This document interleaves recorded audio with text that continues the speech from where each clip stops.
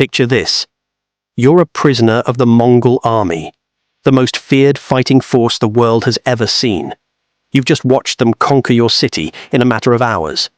Now you're standing in front of a Mongol commander who wants information. And trust me, what happens next is going to make waterboarding look like a spa treatment. The Mongols didn't just conquer half the known world through superior tactics and horsemanship. They ruled through absolute terror. And their torture methods? They were designed to make you wish you'd never been born. So buckle up, hit that like button, smash subscribe, and let's dive into some serious Mongol madness. Before we get into the truly horrifying stuff, we need to understand something important. Torture in the Mongol Empire wasn't random violence or sadistic entertainment, though it definitely had those elements. It was actually part of their legal system, codified in the Yasa, which was Genghis Khan's law code established in the early 1200s. The Yasa was brutal but specific. Certain crimes got certain punishments, and torture wasn't just used to extract confessions. It was the punishment itself. The Mongols believed in public, visible justice that would terrify anyone thinking about breaking the law. Unlike medieval Europe, where torture was often done in dungeons away from public view, the Mongols wanted everyone to see what happened when you crossed them. This wasn't cruelty for cruelty's sake. It was calculated psychological warfare. Now, what was it like being a prisoner before the torture actually started? Here's where it gets interesting. The Mongols didn't waste resources on prisoners they planned to execute. If you were captured and marked for torture or death, you weren't getting 3 meals a day in a cell. You'd be kept in a temporary holding area, usually just ropes binding you to a post or tree, or sometimes a hastily built wooden cage. Food, maybe some water and scraps if you were lucky, but often prisoners were deliberately starved for days before torture. This served 2 purposes. It weakened your resistance, and it saved food for the actual Mongol warriors. You'd be exposed to the elements, burning sun during the day, freezing cold at night on the steppe. By the time your torture actually began, you were already half-broken, dehydrated, exhausted, and terrified.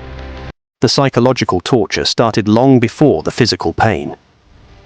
All right, let's get into the actual methods, starting with one of their favorites.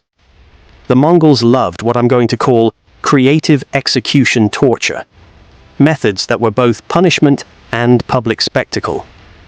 One of the most feared was being sewn into a leather sack with your head sticking out, and then having that sack filled with angry cats or rats before being beaten to death. This was typically reserved for thieves or those who stole from Mongol supply lines. The leather would be soaked in water first. Then, as you and the terrified animals thrashed around inside, the leather would shrink and tighten. The animals, desperate to escape, would claw and bite at the only thing they could reach: you. Your screams would last for hours. The Mongols would prop these sacks up in the center of camp so everyone could watch and hear. It was theatrical horror designed to make sure no one ever thought about stealing again. Then there was the method reserved for spies and traitors. Molten silver poured into the eyes and ears. Yeah, let that sink in for a second. The Mongols particularly used this on captured enemy leaders and anyone caught spying on their military movements. They'd heat silver, sometimes gold if the victim was wealthy or important, until it was liquefied, then slowly pour it into your eyes first, then your ears. The symbolism was deliberate. You saw things you shouldn't have seen. You heard things you shouldn't have heard. Now you'll never see or hear anything again. The agony was indescribable. Your eyes would literally boil in their sockets, and the molten metal would burn through your ear canals into your brain. Death wasn't instant, though. You might last several minutes in absolute torment while your brain cooked from the inside.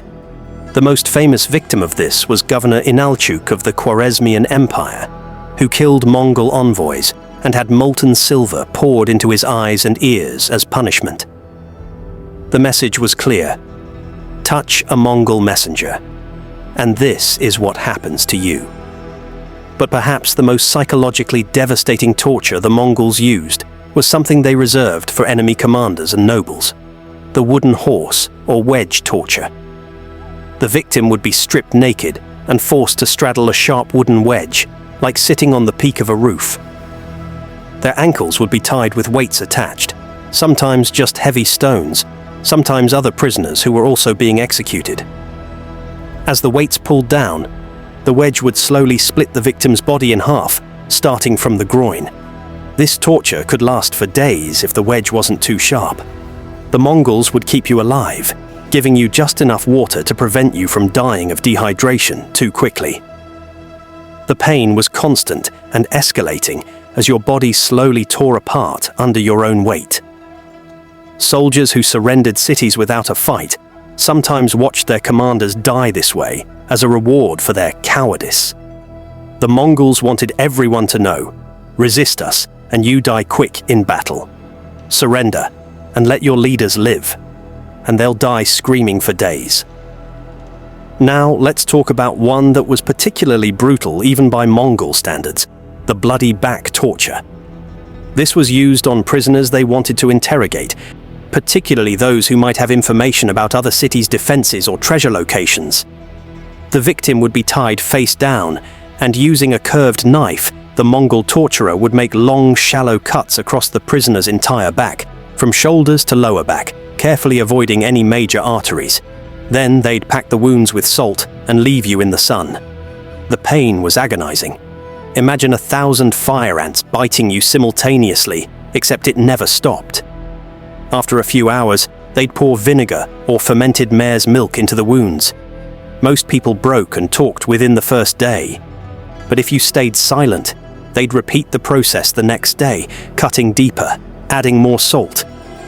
By day 3, your entire back would be a raw, infected, weeping mass of destroyed flesh. Infection would set in, and fever would make you delirious. At that point, even if you talked, you'd probably die anyway from sepsis. And then there was the breaking wheel, which the Mongols adopted and perfected after encountering it in Eastern Europe and the Caucasus.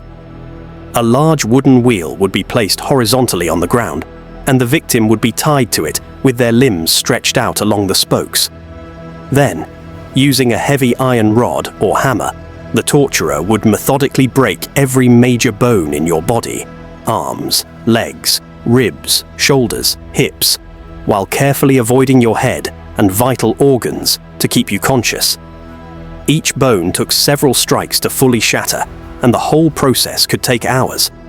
Once every bone was broken, you'd be left tied to the wheel, which would then be hoisted up on a pole and displayed publicly. You'd hang there, still alive, unable to move, bones grinding against each other with every breath, until you finally died from shock, dehydration, or exposure. This took days. The Mongols used this method for serious offenses, like attempting to assassinate a Mongol official or poisoning their food supplies. The most famous case was when Mongol officials discovered a plot to poison Genghis Khan's drinking supply. Every person even remotely connected to the plot, 23 people total, were broken on the wheel and displayed around the camp for a full week before they were finally given mercy deaths. But here's what made Mongol torture truly terrifying. It wasn't just the methods themselves, but the absolute certainty of it.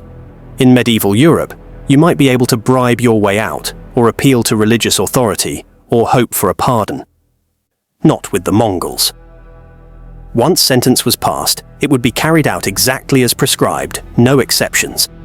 The Yasa law code left no room for mercy or negotiation, and the Mongols were patient. If the prescribed torture took 3 days, it took 3 days. If it took a week, it took a week.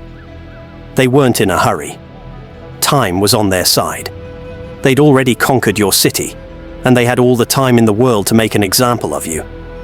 The tools they used were often surprisingly simple. Heavy stones, lengths of rope, wooden stakes, curved knives, iron rods, leather sacks, and whatever materials they could find locally. The Mongols were nomadic, so they couldn't carry elaborate torture devices like medieval Europeans with their iron maidens and elaborate racks.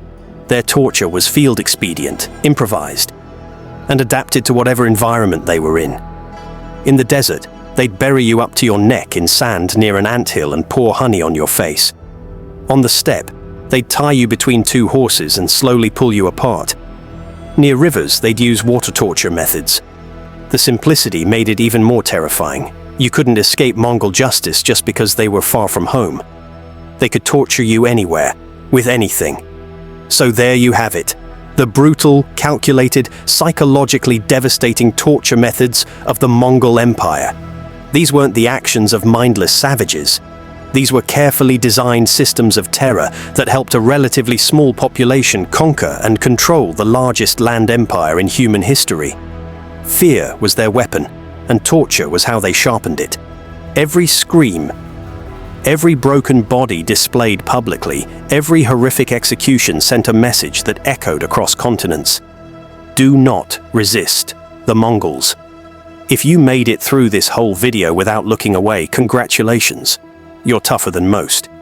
Now hit that subscribe button, smash that like, and drop a comment telling me which torture method horrified you the most. And if you think this was dark, just wait until you see what's coming next on Mongol Madness. We're just getting started. Trust me, the Mongols have plenty more nightmare fuel where this came from. See you in the next one.